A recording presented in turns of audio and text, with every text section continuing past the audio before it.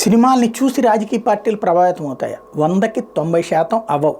అంటే ప్రజలు ప్రభావితం కారు. కానీ దానికి సంబంధించినటువంటి ప్రయత్నాలు మాత్రం చేస్తుంటారు. ఆ 10% మంది అయినా సరే బెటర్ అన్నటువంటిది. ప్రస్తుతం రామ్ గోపాల్ వర్మ వ్యూహం సినిమాని ఆపడానికి లోకేష్ ప్రయత్నించింది. అందుకే ఆ 10% ప్రభావితం కాకూడదు. రెండవది, పాజిటివ్ పబ్లిసిటీ రాకపోవచ్చు కానీ నెగిటివ్ మాత్రం జనంలోకి వెళ్తుందని భయపడ్డారు. అందులో లోకేష్ గురించి చాలా హ్యూమిలియేటివ్గా ఉందని, అట్లాగే మిగతా ఇష్యూస్ అన్నిటి కూడా ఇప్పుడు వర్తమాన జరిగిన పరిణామాలన్నిటి కూడా జగన్కి అనుకూలంగా మలిచారన్నటువంటిదే లోకేష్కు ఉన్నటువంటి కసి. అందుకోసమనే ఆ సినిమాని ఆపడానికి ముందు సెన్సార్కి కంప్లైంట్ చేశారు. ఆ పైన కోర్టుకు వెళ్ళారు.